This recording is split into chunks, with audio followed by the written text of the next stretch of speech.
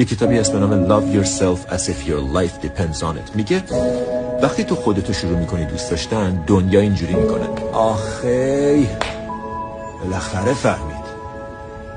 Finally you got it. Finally بالاخره فهمیدی. بالاخره فهمیدی که جواب تو اینجا بود. بالاخره فهمیدی که جواب تو دوست داشتن خودت بود. بالاخره راز زندگی، اون شیت کد، رمز جرزنی بازی رو فهمیدی. دوست داشتن خودت، پر کردن خودت از عشق.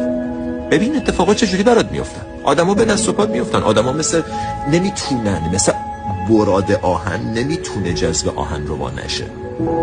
دست خودش نیست. آدما جذبت میشن، آدما ازت خوششون میاد، آدما دوستت دارن، خودت از خودت خوشت میاد، اتفاقای خوب برای زندگیت میفته، درا برات باز میشه، آدما به وقتش سر راحت سر کلهشون پیدا میشن.